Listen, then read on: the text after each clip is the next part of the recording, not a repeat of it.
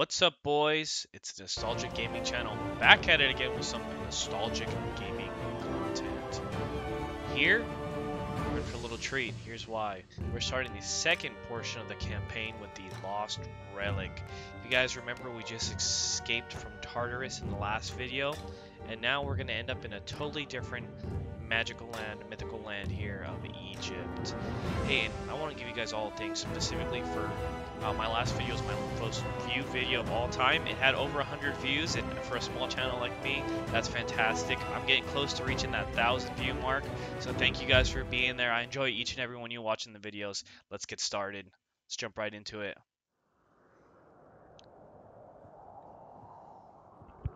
So you have no idea where we are? Admiral. What are you doing here? We're lost. And unlucky, too. I am Amanra. Prepare your men. We have to defend this area. Defend it against what? This oasis holds treasures beyond water. A relic is buried here. My enemies are on their way to try to take it. What does that have to do with us? Look around. Those passes are the only entrance to this oasis. Escape through them and you will run headlong into the worshippers of Set. You can choose to die there, or fight here with me. So I love how You heard immediately, Strengthen these defenses and prepare for attack. Amanra just trusts this group of random people that came through a hole in the ground. And then again, what other option does she really have if she's being attacked by the enemies of Set? Set being the god of deserts, storms, disorder, violence, and foreigners. And he's often depicted, he's often depicted as having a kind of doggish head, right? So he's a bad guy in this particular instance here. He's seen as a bad guy. He's kind of going to be the enemy god on the other side. So this is the second portion of the campaign series. Now we're jumping into the Egyptian side, right? We're going to be using the Egyptian units, the Egyptian mythology, and it was kind of foreshadowed in the first portion of the campaign where we were being attacked by the Egyptian enemies, right? We've got to hold these walls as long as we can.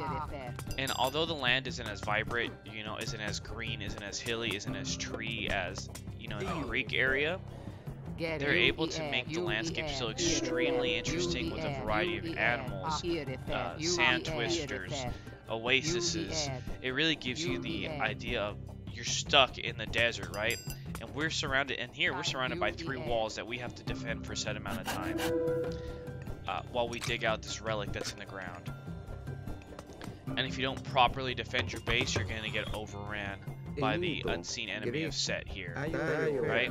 So Amanra's put in a really tight situation, and she's the main hero of the Egyptian protagonist, and will become one of our main heroes throughout the campaign now. She's kind of like one of the big ones now. So she has to protect her people and get this relic and keep it away from the enemies, right? So because for me, I'm a visual person and it's easier for me to visualize, I threw in a little quick image here for you guys for the Egyptian gods. If you look in the second row, number 2, that's Set. That's who our enemy is right now. And Isis, the first one, is going to be our major deity that's protecting us and watching over us through the majority of this campaign, right? So just a quick little break from the video for you guys so you guys can enjoy that and learn a little bit about history here. So, like I said, Amanra was put in a really tough situation where she's got to trust these strangers to protect her, right?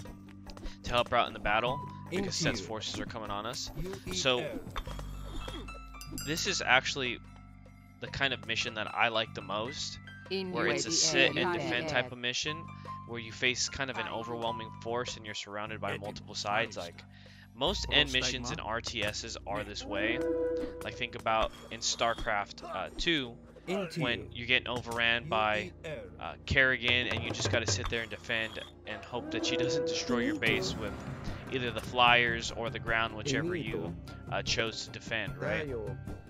Or in Warcraft, Frozen Throne, when you're sitting there, you're in the elf village and you're trying to protect yourself from the big old demon monster. So these are some of my favorite types of missions, right? And in this particular one, you have to be careful because Amanra jumps over the wall. So it's really good to invest in range units. I totally forgot, and I remember later that you could just make those walls into gates. That way your melee units can go out and fight, and your walls don't just get annihilated. I had to quick think that later when I get attacked by a siege weapon. As you know, siege weapons are a big bane in my existence. For that reason. So in this mission, you're given really kind of limited. You have enough resources, but you're given limited amount of villagers, so you have to divide and conquer, right? Some of your guys have to be working, some of your guys have to be digging. If you do too much of anything, it takes a long time. If you do too much working, it takes a long time. If you don't have enough resources, you can't build an army to protect yourself and you get overran. So it's a difficult balance and a delicate balance of going back and forth to make sure that you are doing what you need to do. So I have one villager just going through repairing the walls and building towers because I don't have a military building yet. So I'm building my first one with that villager. And one of the different things about the Egyptians, which makes them a little bit easier in my opinion, is most of their military buildings are multi-purpose, where if you build a ground unit kind of infantry building, you can build archers, you can build melee men, and you can build anti-cavalry. Whereas with the Greeks, right, you have to build the hoplite base, where you can build like all melee units, and then you have to build the archery range, where you build all archery units. So I feel like overall the Egyptian units aren't as strong as the Greek units, right? They're a little bit weaker, but they're a little bit more less costly, and they're a little bit they make quicker, and you don't have to build as many separate buildings. You can just pump out multiple different varieties of units from a single building. As you can see, I'm building a lot of throwing men. They throw little slingers. Because I want to make sure that I have guys that can toss over the wall and defend our wall effectively. On the flip side of this is when you want to get a resource gathering area, like you have to build one specifically for trees, you have to build one specifically for gold, you have to build one specifically for food. But the thing is, they're free, right? As opposed to the Greek ones that actually cost you money, they're free. So that's kind of a nice little plus here, and the way you gather favor as the Egyptians is pretty cool. It's not as easy initially as the Greeks, but it's passive income. It's passive income, baby. It's free money. And there's a visual representation of one of Set's minions giving us that passive income, throwing it at us. So the way that you get favor as the Egyptians is you build monuments, and you start off with, oh no, see there's a catapult that I gotta worry about. And initially, I had to do some quick thinking because I forgot about gates, and I didn't want my towers to all get destroyed, but we end up killing the catapult. So you build monuments, and initially you start off with smaller monuments, like monuments to children, then monuments to your family, then you move up to like monuments to the pharaoh, monuments to the gods, and the more monuments you build, the quicker favor you get. They just get very pricey as you go up in monuments. And granted, it's steady favor over time, so you don't ever have to have anyone praying like you do at the Greek temple. But the thing is, if you need a lot of favor quick, you can't get it. It's not like you're just going to be able to bring that favor in very quickly. It's a steady amount over time that's fixed. It's a fixed income. And they get pretty pricey pretty quick. The nice thing is, as soon as you have access to build one, you can build them all straight if you really want to play a favor heavy build path. That's like a possibility for you. So it's not that bad an idea.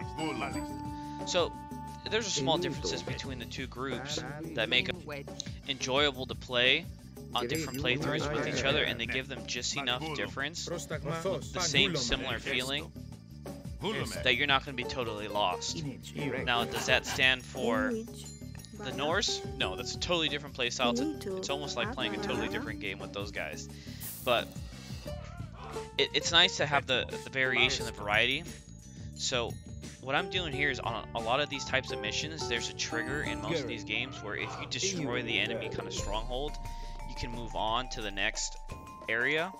Oh, and I also sent all my villagers to mine while I use my god power up, increase gold mining. That way I can get more money more quickly. Right? That's kind of the nice thing about these single-use god powers with particularly focused on resources is you can just spam all your guys over there while you're doing it and increase your production by a lot and then send them back to regular work. So like I was saying though, on a lot of these missions they have triggers where if you destroy the enemy stronghold or the enemy base, you end up being able to just clear the mission. This one, we can't do that because there's actually a particular goal we have to do of mining out the relic, and you guys will see why that relic is important in the next mission, right? So I sent Arcantos out and he gets immediately attacked by these giant scarabs, right? Those scarabs are a big problem because they are siege weapons and they are very strong myth units, right? So they're going to be able to destroy our walls and our towers very, very quickly. So we want to make sure that they don't reach our walls. But you know what's interesting is I was thinking about this, and I have a pretty good familiarity with Greek and Egyptian mythology, right? From playing Age of Mythology and from just being an overall just kind of an interested guy. But first we're going to destroy all these scarabs. We're not going to, we amassed our army and we're not going to let them get close. We're going to use our priest, which is our hero unit for the Egyptian, like our generic hero. And he's going to go ahead and crush those guys. But did you know that ancient Greek mythology spans to about 4,000 years ago, right? That's a long time ago, right? Ancient Greek mythology, on the other hand, is typically seen from about 800 BC to about 146 BC, right? On the calendar that most people use, the BC calendar. So the Egyptian civilization spanned from 3100 BC to about 30 BC. So initially my thoughts of, hey, there's, oh, and priest can heal, in case you guys didn't know that. There's no possibility that these two civilizations could have ever, like, really collided, and that's probably just my ignorance, right? And I thought at first, like, this mission doesn't really make a lot of sense. No, there's definitely a time frame when these two civilizations would have collided or could have collided, right? Especially because they were so close to each other. And then we have the whole like Cleopatra being of like Greek or Macedonian descent and going over to Egypt and, you know, being a very powerful ruler and leader over there. So I don't know, I thought that's just a little interesting fact that Egypt lasted way longer than the Greek civilization, which, you know, is really fantasized a lot, or really like portrayed in society when it was like, you know, 300 and whatnot. The Trojan War, whereas the Egyptian society lasted way longer. And but it looks like ancient Greek, and I sent this in a chat GPT because I was curious, and it says that there's significant overlap between ancient Greece and ancient Egypt, with the peak of ancient Greece's civilization occurring during the later stages of ancient Egypt. In fact, ancient Greece was heavily influenced by Egypt in the areas of mathematics, astronomy, and philosophy. That's pretty cool how these two civilizations that were so close came together, and they were so different, but they influenced each other's history and whatnot. And then when we see our third faction here, the Norse, they're nowhere near either of these two. It says the typical Viking age, which is often associated with Norse mythology, was the mid-11th century. So they were way ahead of these guys. And I read an interesting fact the other day, and I don't know if it's a fact or not, because I haven't done enough research, but I saw it on Reddit and I thought it was kind of cool. It said Cleopatra lived closer to the time of mobile phones than she did the construction of the pyramids. And then another fact said Cleopatra lived closer to the construction of the first Pizza Hut than she did the pyramids. And that there was a small window of time where a samurai could have faxed Abraham Lincoln. And I just think that's a crazy fact based on, you know, the time frames and whatnot. But as you can see here, we have a pretty massive army now, and we've hit capacity. So I have a single villager going through building every house, and if I'm not mistaken, I believe the houses are also free here. I don't know if that's just a campaign thing or if that's an Egyptian thing, but we're gonna max out as much as we can so we can max out our units, and we're gonna make them as strong as possible. So the one thing about the Egyptian units is they're like counter units, where you have to use the specific counters, otherwise they're very weak. And I think it's stingers, or the slingers beat like the close melee beat like the infantry, and the infantry beat the slingers. So it's more of a counter system between the Egyptian characters. But no, the Egyptians are very fun to play. If the Greeks aren't really your playstyle, I could see the Egyptians being a good alternative. And the Norse are totally off the rails, so that's always a fun one too. And then as we get further in, I haven't played the new expansion enough with the Chinese, so I can't tell you really the pros and cons. I didn't really like playing those guys so much. I enjoyed a lot playing the Atlanteans though. The Atlanteans have their own little gimmick, and they're a super interesting faction to play. But like I kind of briefly mentioned earlier, the Egyptians don't really have like a named really heroes that they have. Instead they have, oh, and I'm going to look at the map just to make sure that I'm not missing anything crazy. And you see it's just some walls. I'm going to go through and destroy them eventually, but there's nothing on this map that's too insane, right? There's some beautiful scenery, right? The oasis, the land out there, the animals, the little twisters that you see, but there's nothing crazy hidden on this map. But for the heroes of the Egyptians, there's not really any named heroes. Like the Greeks have Jason, they have Heracles, they have some different, different named heroes there that go through, and you can pick them and they're pretty recognizable. The Egyptians, on the other hand, don't really have the same like big namesake, but they have the priests, which are, it's kind of cool that they have this class of hero that is kind of just generic and anonymous. It's like any one of them could have been a priest, right? But then again, the whole like the system of kind of like the ruling class, you couldn't really, being a priest probably meant, obviously meant a lot in ancient Egypt. So one of the perks the priests can do, because the priests are kind of also like a good scouting unit for the Egyptians, is they can build obelisks which cost 10 gold, and the obelisk lets you put down a little building that gives you a very solid line of sight around the area. And it's an effective tool for scouting and prepping your defenses, kind of like I did with the Pegasus, right? I followed the enemy units to see what they were building, or to see where they were coming from. That's kind of something that you could do with the priest, with the obelisk. It's a good initial scouting element that gives you that vision, and it gives a kind of unique twist on the hero. And the priest can be built from the temple as well as from the center, right? And the Egyptians also have a little gimmick that you can play through later with militia. I'll demonstrate that later. I'm not a big fan of militia. They're quick build units that are timed and that die at the end, that don't last. They're not permanent units. They're really good to get yourself out of a bind, but it's not really a sustainable battle plan in the long run, because your units they're all timed units. They end up dying eventually. But then again, isn't a life sentence really a death sentence? Because everything ends up dying at the end. We'll feel sad there, but hey, let's just enjoy the time we get. Make sure you guys are enjoying every moment that you have to the fullest. If you want to do something and you think, oh no, I can't do that, try. What's the worst that could happen? Give yourself a go. Believe in yourself.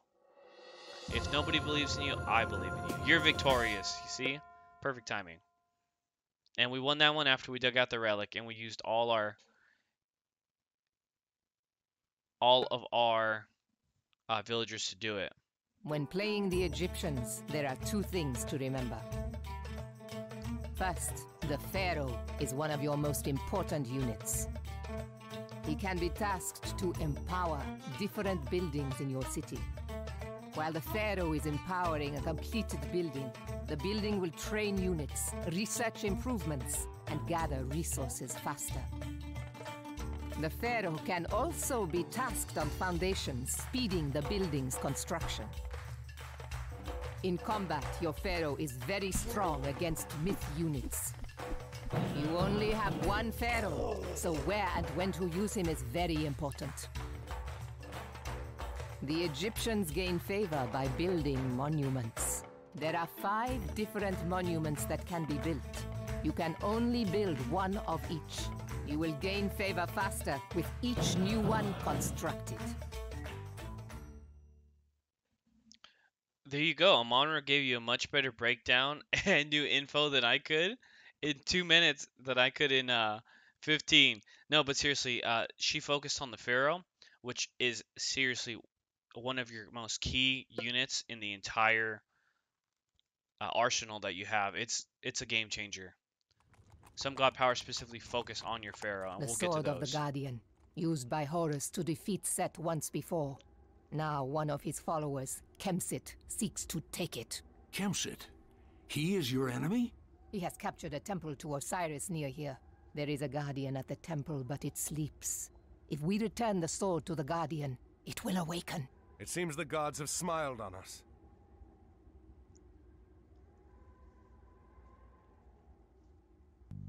The Oasis village near here is loyal to the dark god Set. They enslave other local villagers to mine gold for Kemsit. Okay, so this is a fantastic mission that I love, but holy guacamole, it gives me the most gamer stress I ever can get, and you guys will see why in a minute. But we start off with like a nice little build segment where we go through and rescue these villagers that are being enslaved by our mutual enemy, Kemsit. Right? Help us escape our captors. And as soon as we free these guys, we'll be given it'll turn into a build segment and a build area where we'll be given a base, and we're tasked with reuniting the sword with the light sleeper, right? Apparently I want to destroy these tents, but then I don't. I love that unit, the Jackalite that jumps on you. That's just such a cool design. I know Amonra, you guys have already seen with Amonra, but building those units and just watching them jump on all the enemy units there ain't nothing better. Especially if they're hiding behind a wall. Please guide us safely home, and we will offer you what help we can. So we're gonna make all our guys mine right here. That way they can have some gold for when we get to the base. Unfortunately, I can't just take these buildings that they already have here. Otherwise, I would just keep my guys mining and continue walking on until I got my base. But instead, we load them up with gold. We make sure that they have something to come back to the main base with once we actually get there. And we trudge along. But we make sure we keep our villagers in the back just in case there's an ambush. I don't want to lose my precious villagers there. And we see all the beautiful, extravagant architecture left behind here in this Egyptian desert, right? A place that's not usually pretty habitable, but has some of the most beautiful architecture and buildings known to mankind. Look, they're building statues on top of hills, and we get ambushed by mummies. This is why we did not leave our villagers with us. And as you can see, I'm pretty sure the mummy, I don't remember exactly the mummy spell at the moment, but I'm pretty sure the mummy insta-killed one of my guys and turned into a lesser mummy. Curse the gods! Serpents! And if there was a competition for worst god powers of all time, I would be hard-pressed to find someone to say that the serpent god power is not the worst. I honestly think the serpents are underpowered. They don't give you enough snakes. It's more of a good distraction, and it's more of an annoyance, but unless you have like a very high target that you want to target down, like a siege weapon or something, those snakes don't do anything to an actual army. And we made it back here, and then you see we get our first introduction to the Pharaoh. His name is Dajir. So very much similar to the priests, the pharaohs have the ability to heal your troops, right? So it's Look, our men have returned. an innate healing Thank ability you, that's super strangers. effective. Kemsit forced us from our home, the sacred city of the Guardians. We will join you to defeat him. So one thing that I notice about a lot of these Bring the ancient sword to the peoples, sleeping Guardian before his army reaches it.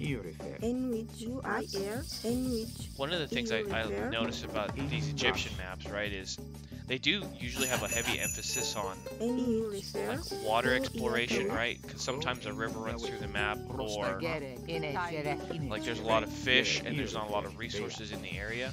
Because a lot of the animals here that you can actually harvest are pretty dangerous. Like, Kemsit's army is returning to the city. Only the neighboring villages stand in his way. like elephants and creatures like that. They're pretty dangerous. Rhinoceroses, hippos, like they can give your villagers some fight. And that god power that was Kemsit just Kemsit's army has activated reached the first village. allows him to see the entire map, right? That's like the omnipotent one. You can get it once you reach the end of all your ages and you have enough money, but it costs a ton of money. The price is based on how many units the enemy has, and it costs a ton of money, but it's the coolest upgrade you can get. That's one of those, I have too much money, so I'm going to use it. As you can see, the houses are free too, because I'm able to just stack them up. But the whole point of this mission here, it's like supposed to be a race against time, where Kemsit brings a massive army that's unkillable. Oh, apparently I evoked rain right away. I thought I want to build some more farms and get over there. So I'm going to try and use my Pharaoh. I'll get back to the Pharaoh, but the whole point of this mission is this timed race to try and stop Kemsit and his army from reaching a city they have a stronghold in, which is just like northeast of our position. And we're supposed to bring the sword over there so we could activate a very powerful like deity to help us fight and defeat Kemsit's overwhelming army. So here we're able to upgrade into the next age, and we have the choice between Bast, which is like the female kind of cat god, whose main focus is on mythological units, and she gives you the ability to like power up your myth units, farm better. You get the Sphinx, and the other one is Ptah, if that's how you pronounce it, with his focus being on creation. Let's see, and you get the god power of shifting sands. You get some upgrades for your militiamen, and you get the widget, which is a very strong like range unit, and the Sphinx is a very tanky melee unit, right? I ended up picking Bass in this one because I know that I'm gonna need that really strong mythological Sphinx power to attack the enemy base, and it's gonna be kind of like my frontline tank, frontline infantry. But either or, they're both good paths. I prefer personally Bast. I think that getting the ability to power up your villagers in any situation is a much stronger ability. And I foolishly, without much of an army, think I can get a good scouting expedition and kill this tent here. And I feel like, oh, I'm going to be able to just kind of plow through, steamroll through, and get up there, right? Because I remember back in my younger days when I used to put in cheat codes, I would build up a massive army and I would go fight Kemsits, and that's not an end of the trigger anyways. Even if you beat Kemsit's army without activating the sleeper, it's not the end of the mission. So I would go and save all the villages because I would walk in with a ton of money, and I would go and just roll right through, fight Kemsit's army, and destroy him before he destroyed the second village. Because the first village is, unless you use the god power cheat code, it's pretty much impossible to stop. But back to the Pharaoh. The Pharaoh is such a unique, game-changing unit for the Egyptians.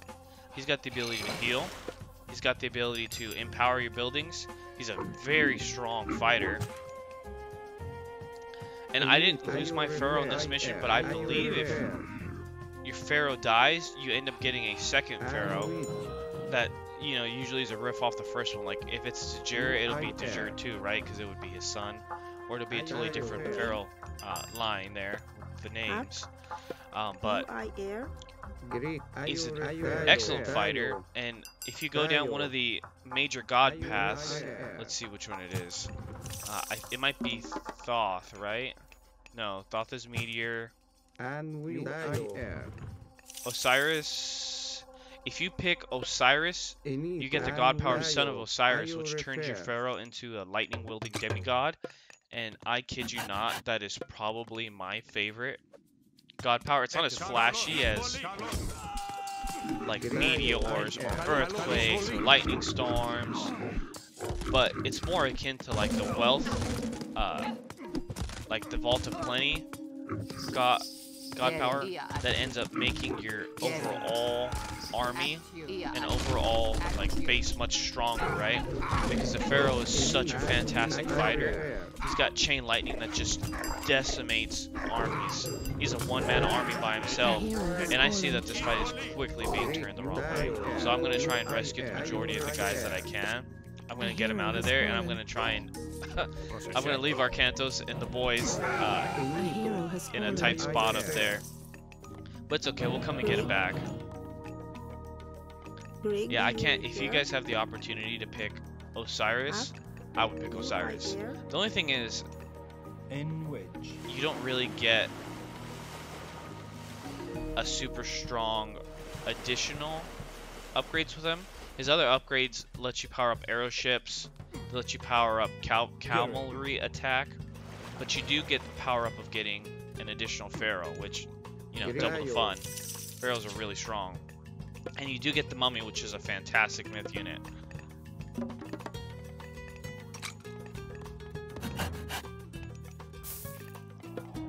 But I power up the farming ability here, and I saw how many myth units the enemy had, and I know the strength of pharaohs, of priests. So I'm gonna throw a bunch of priests in my army here. Because priests only really cost gold, and they can heal other people, right? So it's a win-win-win. They can heal my main army, they can destroy all the myth units that I am seeing, and they don't cost that much resources. So they're a good filler for the army. And I also am building some range units to try and get some distance, because my Sphinx are going to hold up the front line, right? I have enough faith in my Sphinx that they'll be able to defend and fight off the enemy units that are coming for my less tanky boys. And it would be really nice if you have a limited number of Sphinx, right? Then they get a really nice whirlwind off.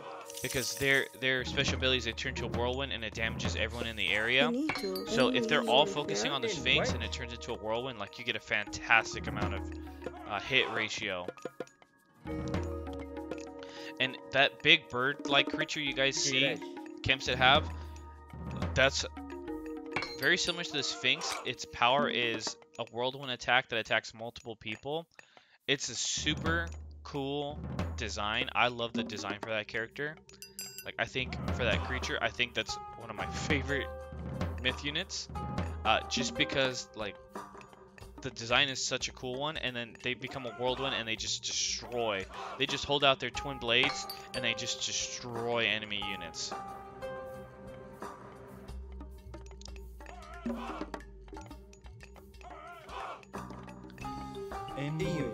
Into you. But the Avenger is a super tanky. It's an N level myth unit, as you could expect. So you got to keep in mind that it's in competition with like a gold Colossus. So it's got to be strong, right? So next we have, let's see, either Hathor or Sekhmet that we could pick. And Hathor is the god of grace. So let's see. Her abilities power up mercenaries, your crocodile monsters, and your buildings, right? So the nice thing about Hathor is you end up getting two myth units. You get the Rock, which is a transport unit, like the Eagle, and then you get the Petsuchos, which is a crocodile with a big old beam of light on its head, right? And the Petsuchos can't miss. So unlike like regular range units, it can't miss. But it takes some time to charge up, but it gives a ton of damage. It runs buildings down. Like that's an unofficial siege weapon, right? The thing is fantastic, and you can even power up its range to make it even stronger. And I love that unit. Like, I know I keep saying I love the Egyptian Greek myth units. I love the Egyptian myth units. They are a fun set, and they give you a very unique playstyle. So because he's set, he's got the ability to use corrupted animals against us. But my priests just run down the corrupted animals because I think they're kind of in the same vein as myth units. But we ended up picking Hathor for this one, right? Hathor is the god of grace, and oh, I'm sorry, we didn't pick Hathor. We ended up picking Sekhmet, right? Sekhmet is the god of violence, right? So that's something that we always want to have on our side when we're fighting is violence. And this battle did not go very well for us, right? We ended up getting destroyed here pretty quickly. The god power got is Citadel, which allows me to power up one of my town centers like I just did to a very powerful fortress. And most of her other upgrades are for your infantry. The reason I picked her though is because she gives you the ability to pick or build scarabs. Scarabs are the unit we saw in the first mission, the super strong myth unit that's basically a siege weapon and walks very slowly. And it kind of becomes a living bomb when it dies. It ends up giving damage to all the units in the area when it dies. But I love watching the little scarab scurry around and just crunch buildings. Like it has a crunching blow when it attacks the buildings. So obviously my second round army didn't do very well. So I'm gonna beef up my army. I'm gonna get some upgrades. I did do some nice damage to the actual forces that they have. And Kempset hasn't reached the second area yet. So unlike the Greeks, who all their siege comes from their fortress, for the Egyptians you have to build a siege works, right? Which I lost a catapult, unfortunately. I figure I probably need at least one more to do some crushing blows to the enemy units. But in all reality, looking back, my giant beetles were probably sufficient. I probably should have focused on some more ranged units. So I figure I'm gonna have to get to the point now where I'm gonna have to do a full frontal attack and rescue my heroes. So I'm gonna want to build as many units as I can, and I don't want to send any more tiny forces to get in there because I'm just wasting time. And there's another way that you can kind of cheese this mission. It's not really a cheese, it's just a different strategy of you can load all your kind of troops up into the transport ship and attack from the back there. It's a pretty effective strategy because like you're kind of attacking with where the gate isn't. So you're able to get a pretty decent like flank on. I don't know why I didn't do that, mostly because I didn't want to invest in the transport ships, I think. Kempset's army is pillaging the second village. Unfortunately, Kempset's army is pillaging the second village. And there's really no way we can help out our allies stranded by Kempset's army. We're not even able right now to breach the first weaker base. But it's okay. We'll, once we get that sleeper activated, we'll be fine. In which? So it looks like I do have a transport ship. And the reason why I did this is I want a priest to go around and explore that part of the map just to make sure I'm not missing anything crazy. Like, we already have a relic, and I don't even know how we got the relic, because I don't remember picking up a relic. So we may have been gifted it from the beginning of the mission. Or maybe I just wasn't paying attention and I grabbed it. But looks like our priest is in battle. Save our priest! Looks like our priest may not have made it. Yep. He got demolished by a tower. There's no way the priest was going to be able to beat that thing. The priest do launch this really cool little beam of light, though. Oh no, not my market. For some reason, my guys went the totally wrong way. Protect the market. And there's no way we were saving it. That minuscule force of enemies was able to take it out. It's okay, we made them pay. Paid with their lives.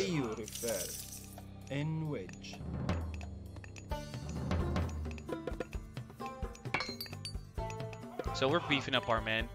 My whole purpose of beefing them all up and getting them all strong boys rather than just rushing the end of the mission is I want to try and take on Kempset's army and see if I can actually do any damage to them. Spoiler alert, it's much more difficult than I thought. But it's okay. We're here for the lulz and the good time. We're here for a good time, not a long time, right? So these siege engine or the siege towers get really strong when you load them up. Oh, it looks like he has 50 damage. But they get stronger when oh no, I'm thinking about the like the siege towers with the arrows. The one with the ram is very strong.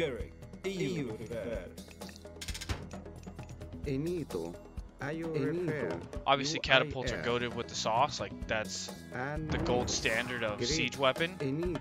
But they have much better siege weapons than the Norse. The Norse just have 2 guys with a little battering ram.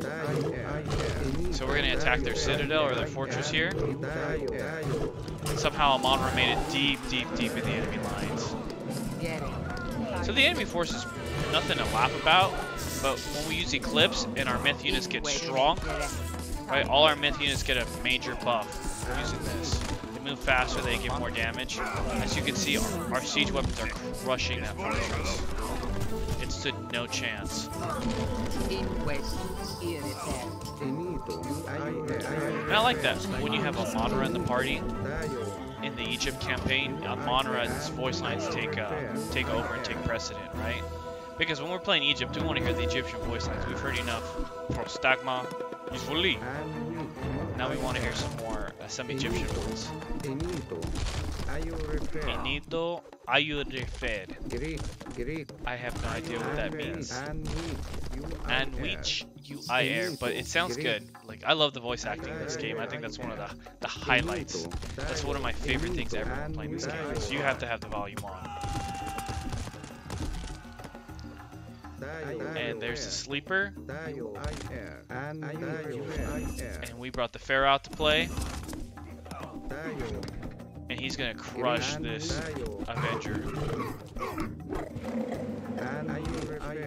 As you can see, that Avenger stood absolutely no chance. Even though it's a high level tier myth unit against our Pharaoh and our heroes, he was toasted. This guy's toast. Like that. But we're going to keep pumping out our men. And now that we have this acquired, I'm going to do a little bit of sightseeing and exploring around just to make sure I'm not missing anything super cool. And I really should have sent one of the my big siege tower with these guys, because I think the siege tower moves a little bit faster than the catapults. I don't know the actual statistics on it, but I'm assuming the siege tower moves a little bit faster. In wedge, in a direct at you. In wedge, in I at you.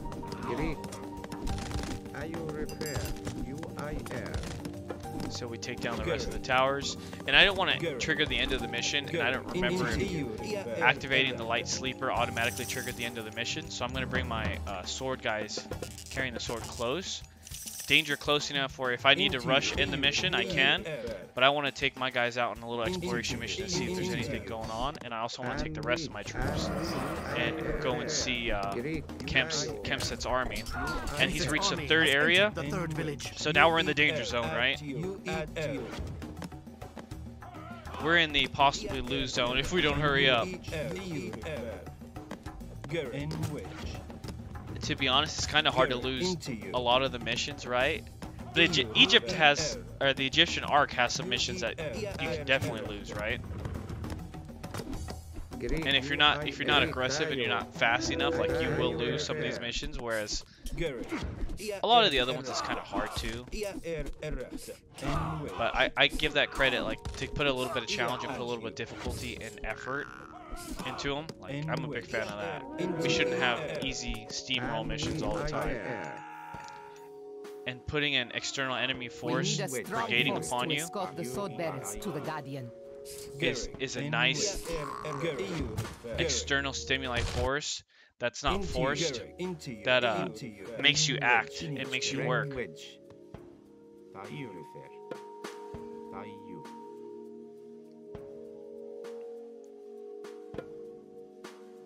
So we're getting close to the big confrontation here. I want to build the Midol, I believe it's called. It's the equivalent of the fortress or the stronghold.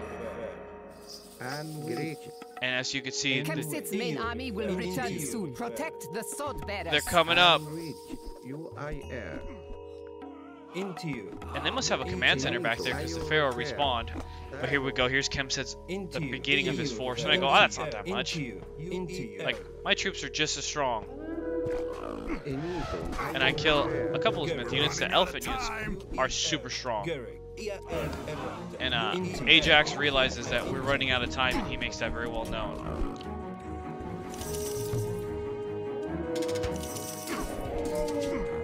So I'm trying to target fire down the Scorpion men because they're poisoning all my guys. And those guys always scared the heck out of me. Right? Seeing a big man Scorpion, it's like Dwayne "The Rock" Johnson. It's big scary. So I try and regroup my forces, but they just don't stop coming. It's like Smash Mouth. Once they start coming, they don't stop coming. Hit the ground running. But then we activate the Sleeper, the Guardian. And GG easy, boys. GG ease. We're about to no-clip the enemies out of reality.